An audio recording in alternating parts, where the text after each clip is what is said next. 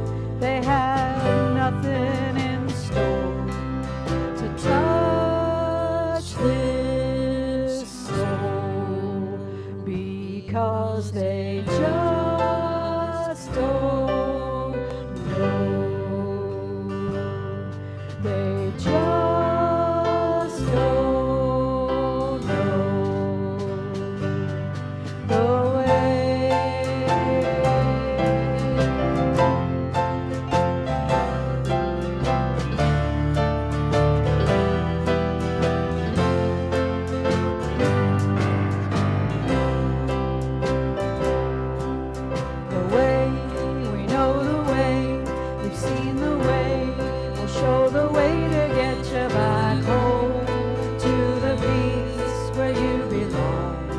If you're lost and think you can't be found, we know the way, we found the way. We'll share the way to get you back home to the peace where you belong.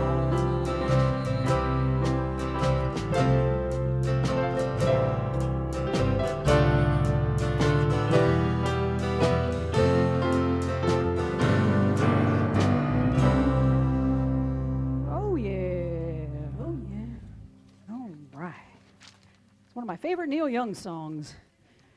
Today we're going to continue our VIA Positiva theme of, the humanity. And we have been trying to sort of reform that phrase of horror into a phrase of knowing, a phrase of original blessing, reminding ourselves of, the humanity and how good we all are and can be.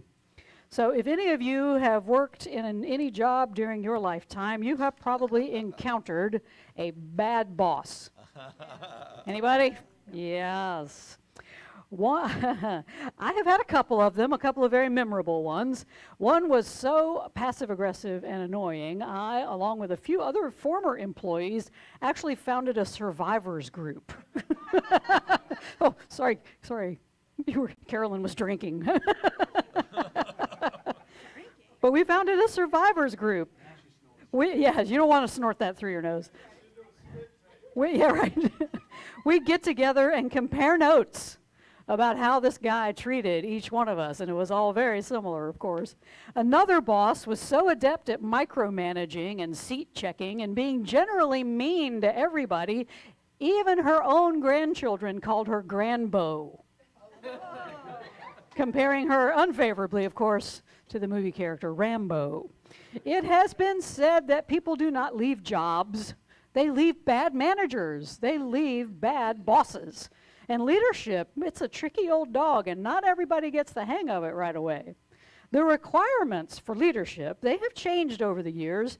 More and more companies are moving away from that old command and control, top-down leadership to more egalitarian, collegial, and collaborative atmospheres. No matter how you slice it, though, good leaders are those who can inspire you and challenge you and help you believe in your own potential all at once. They're the ones who have found the way, and they're showing you the way, and these are the people that you want to follow. And there are a few books out there that say Jesus was the guy to follow, though I'm not sure he would much appreciate a book that's out there called Jesus CEO. I don't know. I think Jesus saw himself mostly as a shepherd, someone who loved those who would flock to him, someone who had a soft spot for everybody. Even the dumbest sheep in the fold was still Jesus's favorite, right? Even the wolf that threatened his flock was beloved by Jesus. And this jubilance is how we are called to live our lives, like shepherds, looking out for the safety of both the sheep and the wolf, knowing that both of them are originally blessed. Both of them are worthy. Both of them ultimately beloved. And those are the kind of leaders that make you say, oh yeah. Please rise as you're able. And we begin every Jubilee Circle celebration by remembering the four elements. We remember the air and the water and the earth and the fire. And we burn sage as a reminder that this is a sacred time and sacred space. And we ask that in this moment you set your intention. You set your personal intention to be the light and the love in the world. And you set a universal intention that everyone touches their own inner light and shines it forth so we all can say, oh yeah. And we orient ourselves in this sacred time and space by calling the four directions. I invite you to turn and face the east. As the sun plays its role in the east every morning, leading us from darkness to the dawn and into the day, it doesn't micromanage our time. It doesn't favor one worker over another. Instead, it just rises in all its collegial glory to shine upon the most diligent worker and the laziest moocher among us. It makes no demands. It freely offers its life-giving rays.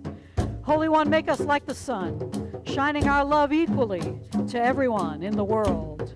Quarter turn to the right and we face the south. The South can sometimes feel like an oppressive leader. It smothers us with its often suffocating humidity. Even this leader, though, has its role. Only in its heat will the summer fruit and vegetables and other vegetation thrive, bringing us a delicious and delightful bounty.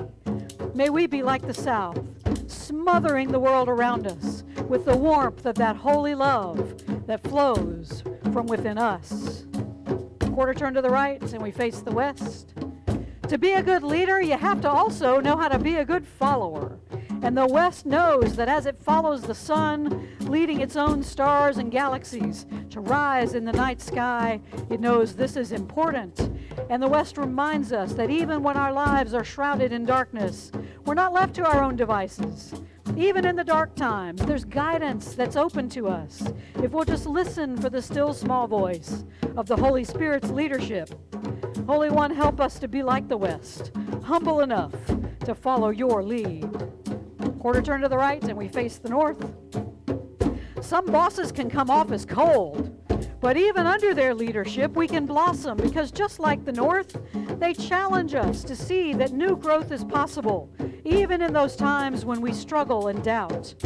Help us, Holy One, to be like the north, unafraid to challenge ourselves and find new areas of growth, even when our world seems frozen solid. As we turn back toward the center and have a look around the room, you'll find a bunch of leaders and a bunch of followers. The key is to understand that we are both, just as we're both teachers and learners. The best leaders among us are the ones who remain teachable, and the best followers among us are preparing ourselves for that leadership role. This morning, Jubilants, I invite you to reflect on those places where you're leading, those places where you're following, and give thanks for all of the lessons you have learned that make you say, "Oh, yeah." All right. I think the band needs it today. We always need a little sage. Everybody needs a little sage. All right. Everybody needs a little sage in their lives. Remain standing, and we're going to sing a hit from the 90s, from the Gin Blossoms. And if you are watching us online, feel free to go to jubileecircle.com and you can download a bulletin. And even here in the room, if you want to look at an electronic bulletin, go to jubileecircle.com. You can download one and follow along this morning. We ready? 1, 2, 3, 4.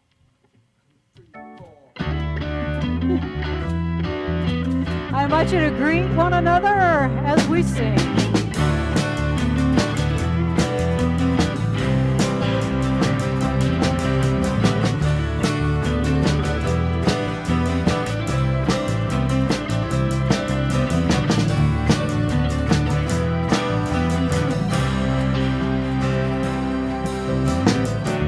Did you see the sky? I think it means that we've been lost. Maybe one last time is all we need. I can't really help it if my tongue's all tied in knots. Jumping off a bridge is just the farthest that I've ever been. Anywhere you go, I'll follow you down. Any place but those I know by heart. Anywhere you go, I'll follow you down. Follow you down, but not that far.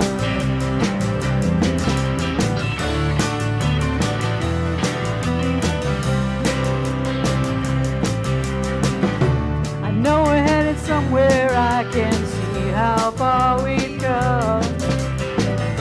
But still I can't remember anything. Let's not do the wrong thing, and I swear it might be fun. It's a long way down when all the knots we tied have come undone. Anywhere you go, I'll follow you down. Any place but those I know by heart. Anywhere you go, I'll follow you down.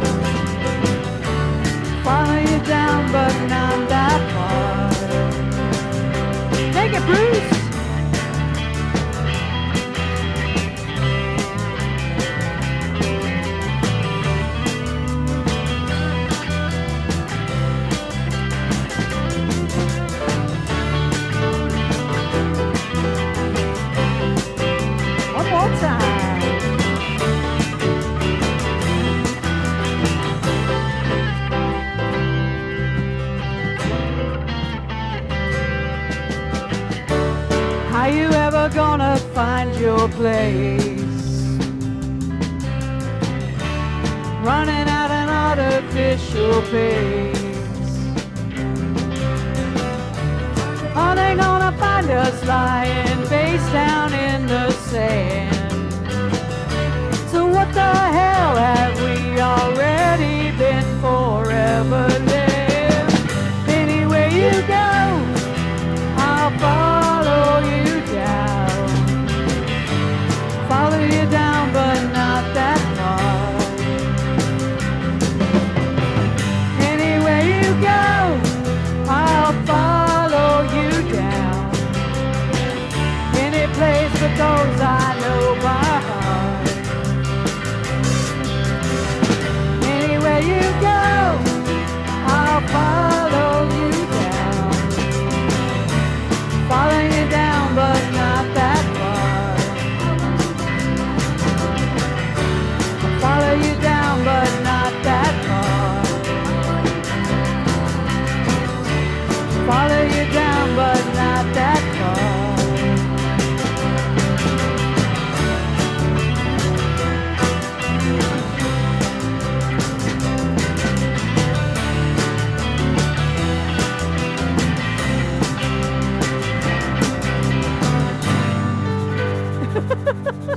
Woo! All right. All right, everybody. Welcome again to Jubilee Circle. We are so glad that you are here with us this morning. All right. Just a little bit about us. Oh, it's good to see all the shiny, lovely faces here. Yes.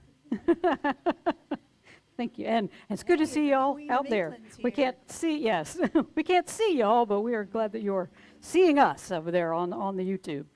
Just a little bit about us. We are an inclusive, progressive, interfaith community here in Columbia, South Carolina, and we teach that timeless common wisdom that of unity and love that is found in all mainstream religions and all metaphysical philosophies, mysticism, inspired secular and religious writers throughout the ages. All of them have found the truth in some form, and it all comes in different ways, but it's all the same. And so here we use popular music, teachings, weekly celebrations, educational and artistic events, other community building activities, workshops and stuff, as we seek to create a space for everybody to experience transformation so then they can go out and be that transformation in the world. And we believe we're here to expand our souls, to find that deeper meaning in life and renew our commitment to love and to peace and justice, and learn how to love wastefully and undergo a transformation so complete from the inside out that all we can do is just live full time. Here's hoping in that higher divine self that we all have. And we also recognize we're all God's good creation. We're formed not just in stardust, but also in love and peace and joy. But we forget that. We come out into this world and the ego says, look, you're separate from everybody else. See them over there? They're living their own lives and you're living yours. And so everything must be separate. But what we're here to do is to remember who we truly are, to remember that original blessing, to remember that we have never lost and never left that home of unity. And we're here to learn lessons and remember who we are, that we're originally blessed, all together, all one big spirit, having all of these disparate human experiences. And when we remember that and we can look at one another and go, yes, you're me, I'm you, we're all one, that's when we all say, oh yeah, oh yeah. All right, just a few announcements. Coming up next week, we're going to use some Bruce Hornsby and the Range. We're going to learn about humanity's big lie. We've heard a lot about the big lie the past couple of years. We're going to talk about the big lie. The big lie. There's a bigger lie. There is. The big lie that we're experiencing is just a microcosm of the macro lie. And we're going to talk about that. All right. And Michael is already practicing Bruce Hornsby. All right. And so today you have a last chance to go over to the Columbia Metropolitan Convention Center and experience the Spiritual Fusions Festival that's going on. We were there yesterday. It's a bunch of great people. If you're really into the woo-woo side of spirituality, this is the place to be. I did a, exactly, yes, woo-woo, Woo, yes. I did a little talk there yesterday. Had about 6 people in the room. It was great. They were all very attentive, all very interested. Was it more than that? Anyway, 10 people. I don't know. But we had some folks, and they learned about Jubilee Circle. There were some folks who were really very interested, so hopefully some of them might show up here. That would be nice. But there's still little cards over there if you know, or did you? Well, there were cards over there, but there's one here. But it is from 10 to 6 today. So until 6 o'clock this afternoon, you've got a chance to go. And they've got people who do readings. There was a lady who did a reading for me that really resonated yesterday that I'm lot to chew on. So you meet some really interesting and wonderful people at Spiritual Fusions. So I hope you'll go check it out. And so I'm going to do my Awaken workshop again. So on Saturday, September 10th from 9 to 1, we're going to do it in here. I'm going to make sure we can have the room. So we're going to do it in here, and it's going to be a hybrid. So if there are people that you know that aren't around here and they want to join us on Zoom, we're going to have a Zoom option on this one, so you can join us. There'll be some snacks here. You bring your own snacks on Zoom. I'm not sending food to your house, so got to make your own coffee. Yeah, that's right. DoorDash, yes. But if you're on Zoom, you gotta fend for yourself. But if you come, we'll have some provisions for you. There's some registration information there in your bulletin. If you want to join by Zoom, there's a way to register, so we know you're coming. All right, and then Friday, September 16th, we're going to have the Pirates of Penzance sing-along at 7 o'clock. The Columbia Operatic Laboratory is going to bring their sing-along version of the classic to our stage. It's going to be a lot of fun, and I think tickets are going to be $15. When I talked to Evelyn, I think that's, they're trying to make money. So, and then we'll have donations for, huh? No, 15's great, and it's going to be a fabulous show. These people put on a great show. So it'll be like $15 at the door, and we'll have snacks and light refreshments for a donation. Soundy School is 10:30 every Sunday morning. Course in Miracles discussion group 7:30 every Wednesday. Did I miss anything from anybody? Anything going on we need to know about?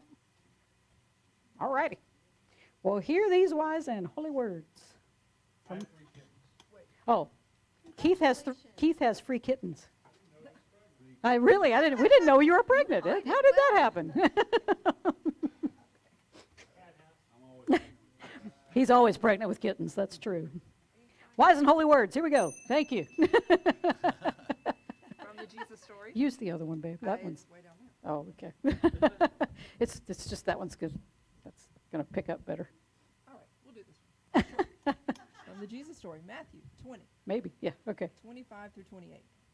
Jesus called them together and said, "You know that the rulers in this world lord it over their people, and officials flaunt their authority over those under them. But among you it will be different. Whoever wants to be a leader among you must be your servant, and whoever wants to be first among you must become your slave. For even the Son of Man came not to be served, but to serve others." From A Course in Miracles, Lesson 155. I will step back and let God lead the way. Salvation asks that you accept the truth and let it go before you, lighting up the path of ransom from illusion. It is not a ransom with a price. There is no cost, but only gain. Illusion can but seem to hold in chains the Holy Son of God. It is but from illusions he can be saved. As they step back, he finds himself again. Walk safely now, yet carefully, because the path is new to you, and you may find that you are tempted still to walk ahead of truth and let illusions be your guide. Your holy siblings have been given you to follow in your footsteps as you walk with certainty of purpose to the truth. It goes before you now that they may see something with which they can identify, something that they understand to lead the way. Yet, as the journey's ending, there will be no gap, no distance between truth and you, and all illusions walking in the way you traveled will be gone from you as well, with nothing left to keep the truth apart from God's completion, holy as God's self. Step back in faith and let truth lead the way. You know not where you go, but one who knows goes with you. Let the Holy lead you with the rest. And from the author Brené Brown. I define a leader as anyone who takes responsibility for finding the potential in people and processes and who has the courage to develop that potential. We desperately need more leaders who are committed to courageous, wholehearted leadership and who are self-aware enough to lead from their hearts rather than unevolved leaders who lead from hurt and fear. These are wise and holy words. Thanks be to the holy. All creation is holy word. All creation speaks volumes of the holy. Hallelujah.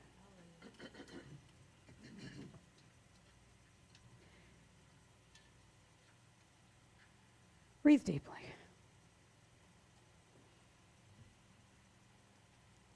I will step back and let God lead the way.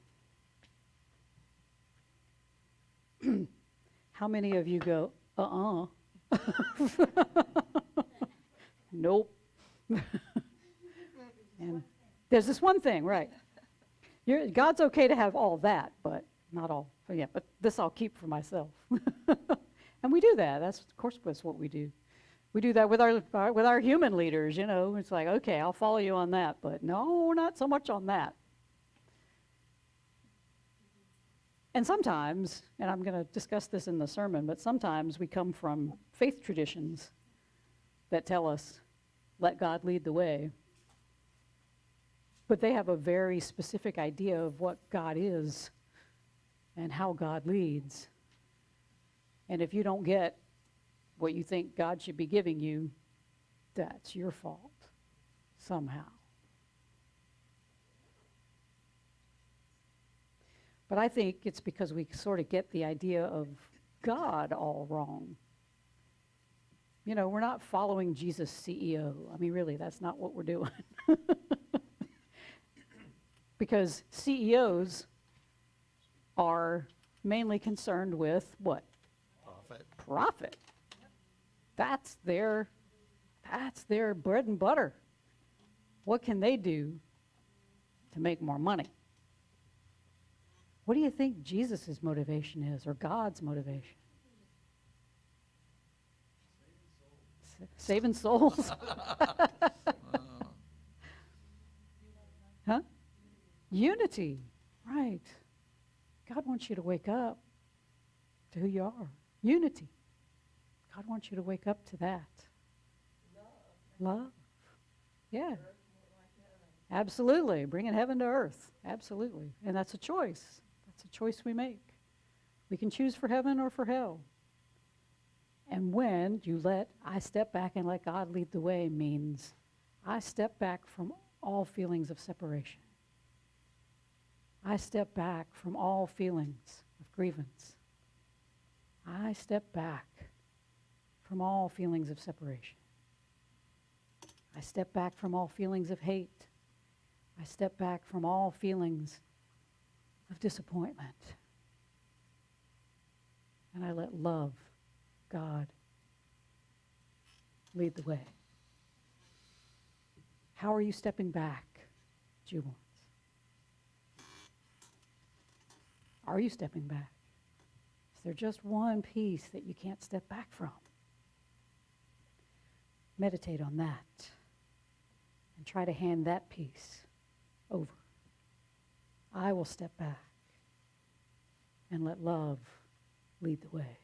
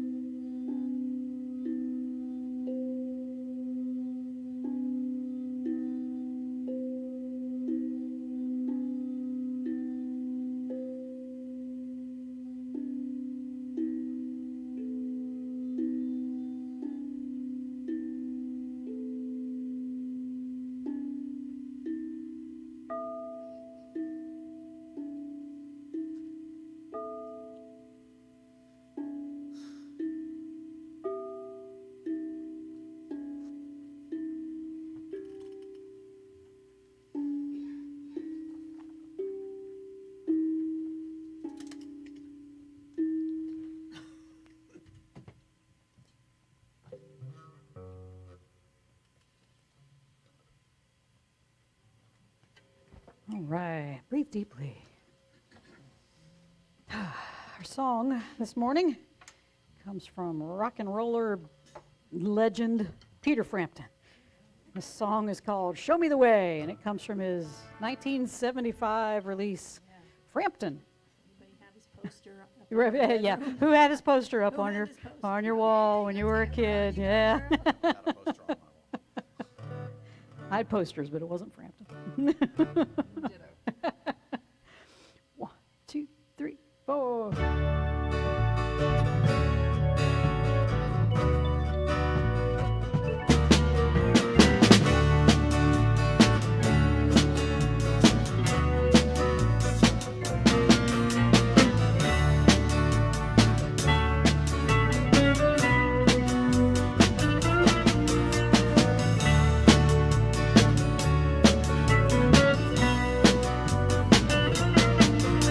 I wonder how you're feeling.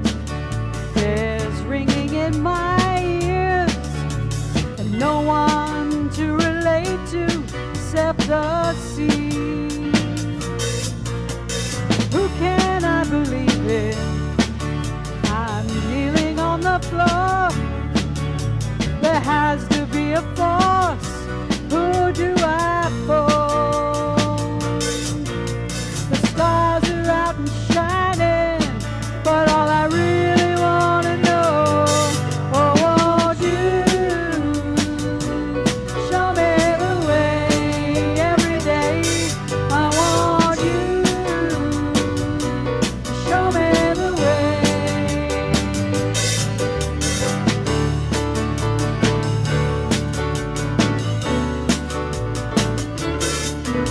Well, I can see no reason you living on your nerves when someone drops a cup and I submerge. I'm swimming in a circle. I feel I'm going down. There has to be a fool to play my part. Someone thought of healing, but all I really want to know, oh, won't you show me the way every day?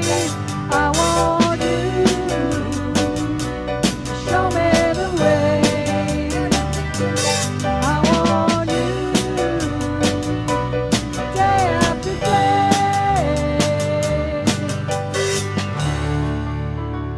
I have wanted to be a lot of things in my life. I wanted to be a best-selling author. I wanted to be a rock star in a famous band. I wanted to be a metaphysical theologian. I want to be a millionaire, right? But there's one thing. There is one thing in this whole entire world that I have never, ever, ever, ever, ever, did I mention ever? Aspired to be. Anybody got any guesses? A CEO. Keith Edwards. That wouldn't be so bad, man. CEO. A CEO. A parent? Well, there's that one's on the list, yes. Supermodel. A supermodel. An accordion player. Amazing. All good choices, but tightrope walker, never wanted to do that. Sword swallower, no, that's the. Wow. I'm well on the way to the I'm well on the way to the bearded lady, so we're working on that. Menopause is helping me with that one. What is it? Michael got it. A leader, a CEO. I've never wanted to be a leader. I am the consummate follower. You tell me what you want. You tell me when you want it by. Leave me alone. I can do it for you. I got it. I am eager to fulfill my duties as assigned and not have to be the one making the decisions or plotting the strategy or figuring out how to move some organization forward. I have never once aspired to that role. And you know, God has this weird sense of humor.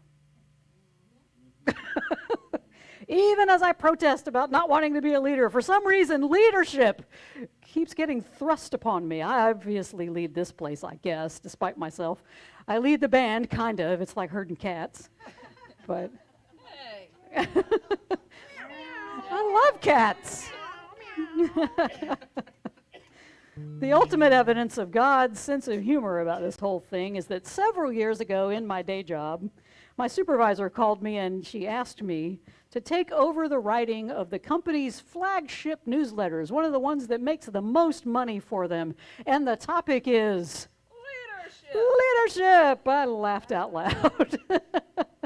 Oh, the holy. God, what a sense of humor. And now my bosses have promoted me to an actual leadership position. Oh, they're crazy. You're going to be president next. Yes, yeah. I'll be the CEO at some point. This, I think, is proof that God doesn't do anything without a good reason. Over the past 3 years of writing this leadership brief, I have read more articles on leadership than I think I ever have in my entire life. It has finally surpassed books about God, I think. I've read more leadership stuff. I just marinate in this kind of advice, and I've learned a thing or two along the way, and I've put that into play in my life and as the reluctant leader of this place. And one of the things that I have learned is that leadership gets a bad rap. My fear of being a leader is directly related to my ego. Now, you've worked for some of these, some use leadership roles to puff themselves up. They want to be seen out front. They want others to adore them and fawn over them. And so then they can use that power over others and lord it over them and control them in some way. But I've never been afraid of leadership going into my head. In fact, my fear is the opposite. I am deathly afraid of being seen as a terrible leader. Someone who can't find their way out of a wet paper bag when the chips are down. So according to chapter 4 in A Course in Miracles, both of these reactions, wanting it and flaunting it and avoiding it, they're both rooted in the ego. They're two sides of that same egoic coin, because both result in more feelings of separation. If I am above you, I am not like you. And the reverse is true. If I am worse than you, then our separation remains real. Both of these types of leadership, of course, says, are rooted in fear. There's a fear that you'll lose people's adoration, or the fear that you won't be adored. The underlying fear, of course, is one of unworthiness. If we're built up, our worthiness feels real. And if we're torn down, our unworthiness is affirmed. Our worthiness, of course, says, is not established by our leadership in whatever form it takes. Our worthiness is established by God, and each of us is worthy of being a leader. Because whether you know it or whether you accept it, everybody in this room is a leader. It may be obvious that I am just because of where I'm standing, but everyone in this room has someone that follows them. Everyone in this room has someone that seeks their advice, that is influenced by them in some way. The definition of leadership, according to writer Mary Pratt in Tech Target, she puts it this way, and I liked this. The ability of an individual or group of individuals to influence and guide followers or other members of an organization. That's leadership.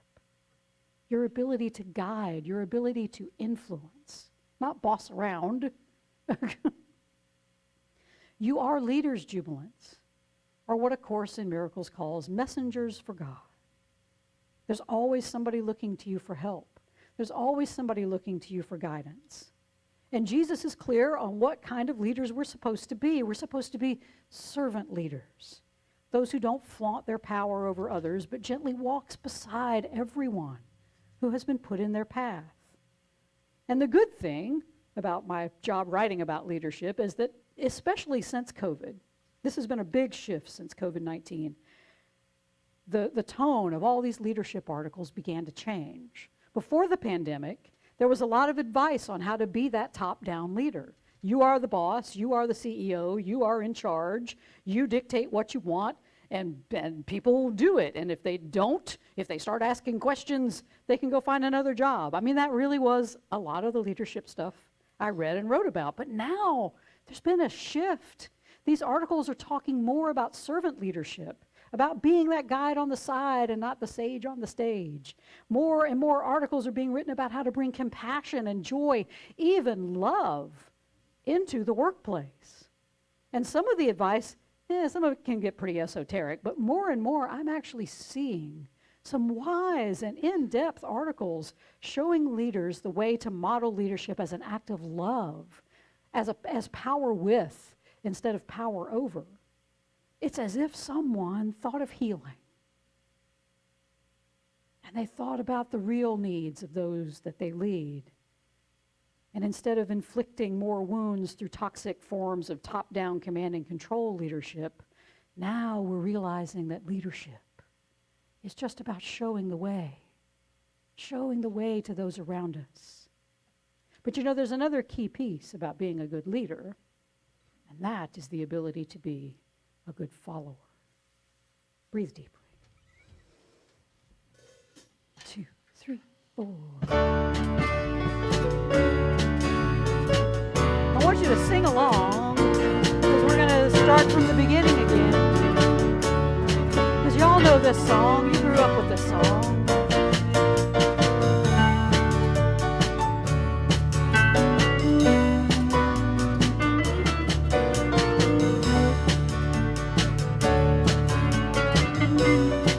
All right, everybody, sing with me now. I wonder how you're feeling. It's ringing in my ears, and no one to relate to except the sea. Who can I believe in? I'm kneeling on the floor. There has to be a force. Who do I phone? The stars are out and shining, but all I really wanna know, oh, you show me the way every day. I want you, show me the way.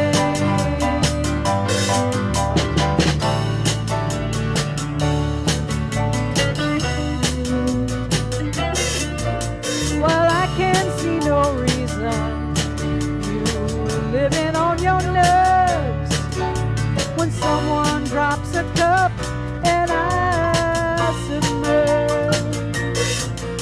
I'm swimming in a circle. I feel I'm going down. There has to be a fool to play my part. Someone thought of healing, but all I really wanna know is you. Show me the way every day. I want you. Show me the way. I want you day after day. Oh yeah. I will step back and let God lead the way. That's what it says in a course today. And I know, as I said, some of you cringe at that statement. Because most of us raised in evangelical Christianity were always taught, trust and obey, for there's no other way. We know that song. That's right. And often we feel betrayed by that trusting God. Something happened to our faith. And we thought God should have prevented us, something from happening or keeping us safe. But something happened and we're disappointed. God should have been there. Where was God in all that? God should protect me from bad things. That's what good leaders do, right? They protect the followers, protect the flock. Here's the truth, though. The God of this faith is the one that is the ego's idea of God. The ego made that up. The only kind of God an ego can create is a disappointing one, because its attributes are that of the ego.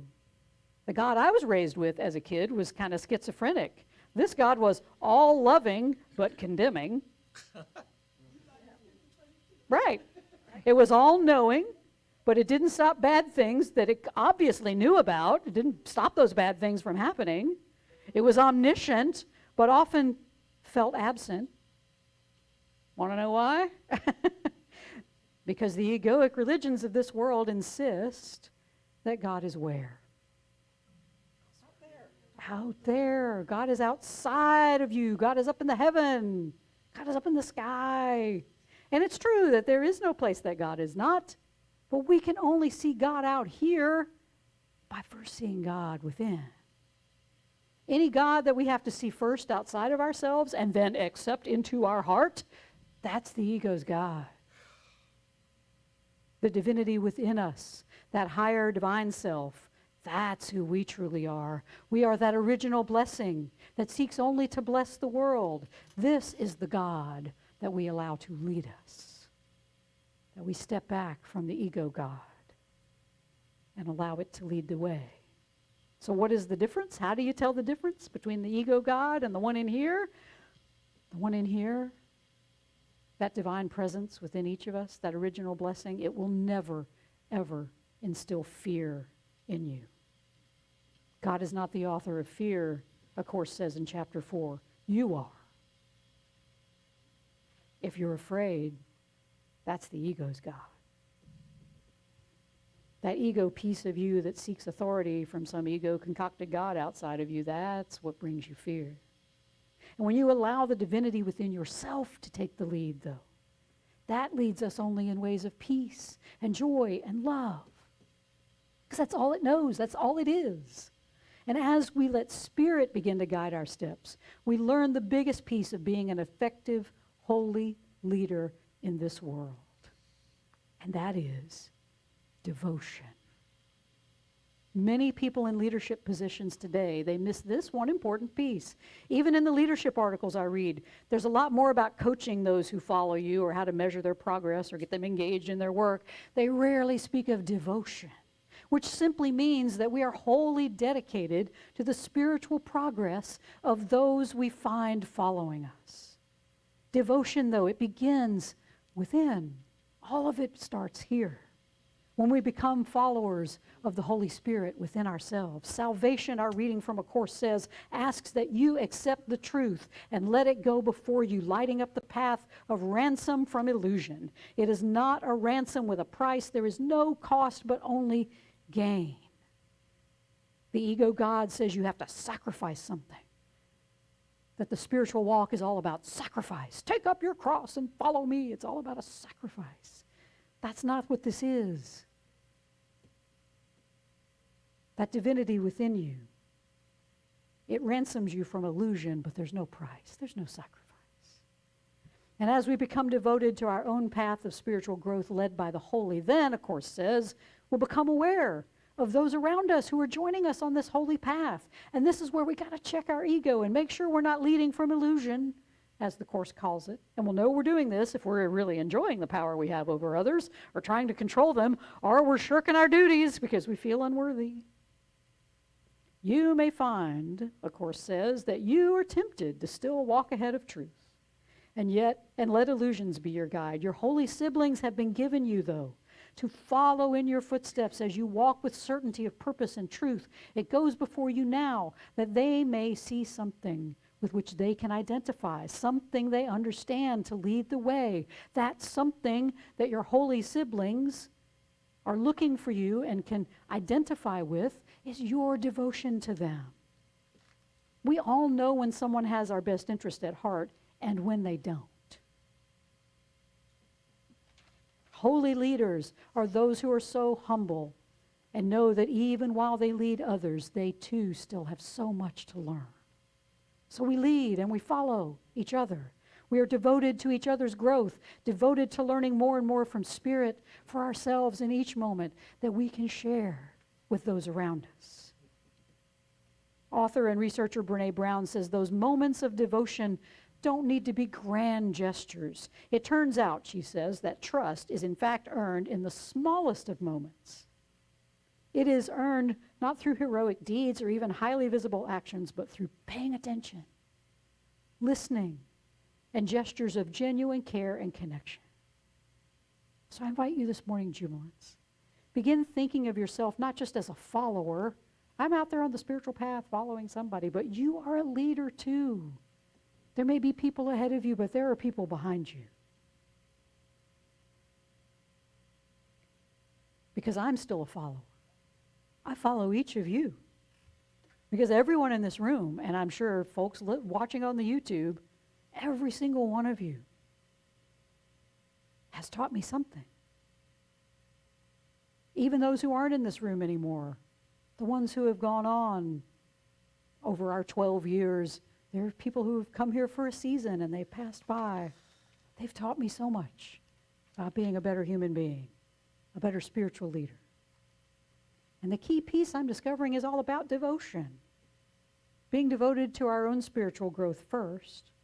I follow and read and listen to a lot of different spiritual teachers throughout the week. And in this way, I'm devoted to my own learning. I'm devoted to my own growth. I haven't just stopped and said, hey, I got it. Now I'm going to give it to you. I ain't got it all, kids. No. I'm still learning how to be a good follower, too. I don't keep any of the lessons I learned. I don't keep them for myself. I bring them back to you. The things that I believe will help you in your growth. I'm devoted to expanding both roles as a leader and a follower. And we don't have to be perfect in our spiritual expansion before we help others and lead others in their spiritual walk. Some leaders, there are a few steps, but we're all walking the same path to God together. That means we're responsible for each other's progress. But at our journeys in Jubilance, a course assures us there will be no gap, no distance between the truth and you. The truth isn't walking ahead of you or behind you. It is you, it says. All illusions walking on the way you traveled will be gone. Nothing left to keep the truth apart from God's completion. Holy is God's self. Step back in faith and let truth lead the way. You know not where to go. But one who knows goes with you. Let the Holy lead you with the rest. And I know the word faith can be tainted by our perceived betrayals by those egoic gods who failed us in the past. But I assure you this morning, this is a different kind of faith because it puts it in its proper place. You put faith in that deep holiness that resides within you, not some schizophrenic, capricious, and unpredictable God that runs around out here. We are on this journey together, Jubilance, and we must be devoted to God and to one another if we are to make progress.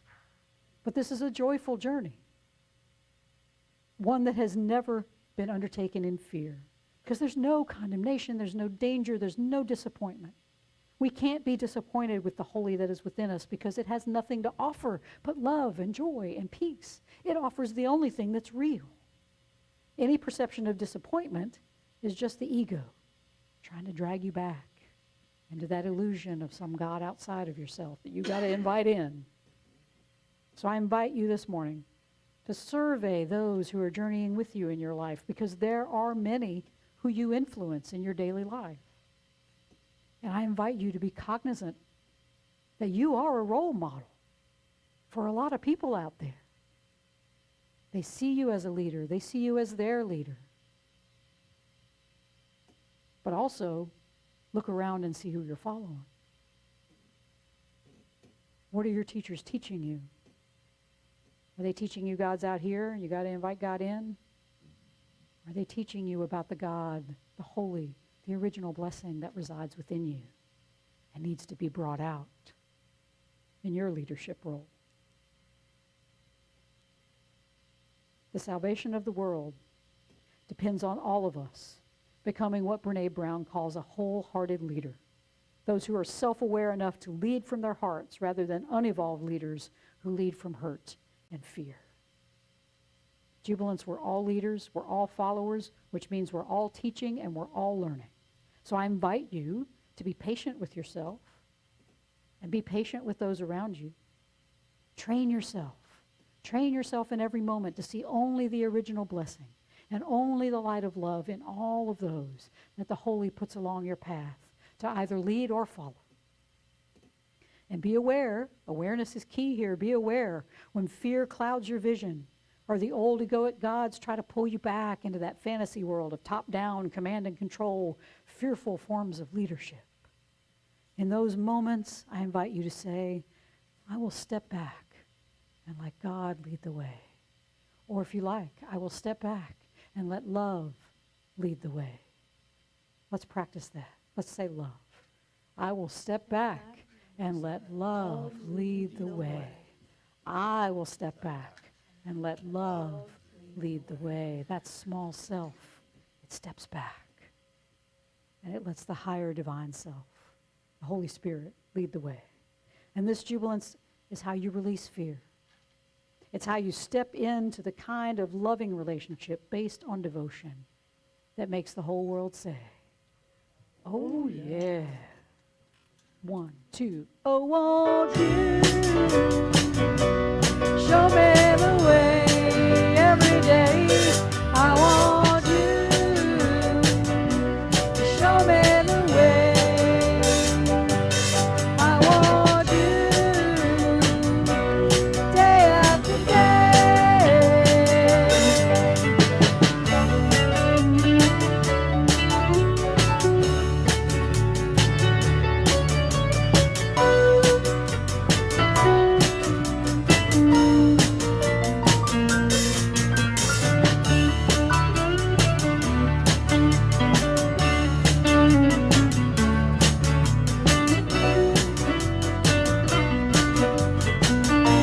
Bruce Clark, everybody. I wonder if I'm dreaming. I feel so unashamed. I can't believe this is happening to me. I watch you when you're sleeping. I want to take your love. Oh, won't you show me the way every day? I want you to show me the way one more time. I want you day after day. I want you day after day.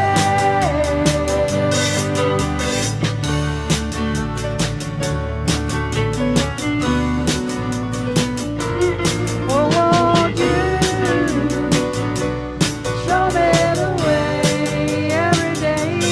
I want you show me the way night and day. I want you day after day.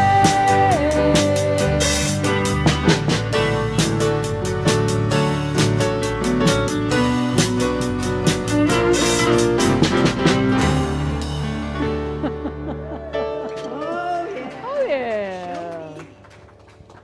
Y'all. Show me the money. Y'all, I love this band. It's wonderful, amazing people. I'm very grateful for all this band. Trisha Fopp over here on the 12-string and vocals. Trisha! We've got Leslie Gilroy here on vocals. Michael Sprinkles Reisman sprinkling everything else in. Bruce Clark on the lead guitar over there. Beth Dehart on the drums. And Keith Edwards, Sr., over there on the bass. Putting it all down. It's all about the bass. Leader Candace Chalou. You know, I'm about to write a song about how to say my last name. I've got Chalou. Shalou. There you go. But Chalou sounds. No, it's actually Cornish. Yeah, comes from the small little west coast town of Cornwall. I'm a Cornish hen. Don't get on a plate. So Beth can say she's Cornish henpicked. Thank you, thank you. Beth is all about corn. That's true. That is. Yes, indeed. Oh, won't you fill up this basket? Hey, see, it works. Thank you, Jess. Thank you. So we do have needs, of course. Everybody has monetary needs. And we do live in the world, even if we are not of it. And so we got to pay bills and pay lights and cleaning and Everything, food, clothing, shelter. We got all those needs. And y'all have been amazing. You have kept us going for 12 years, even through COVID. I'm going to pass that around. Even through COVID, we made it through COVID. Well, as whatever is still continuing. We're still here. We're still standing. And that is because of all of the support that we have been given by generous and wonderful people such as yourselves.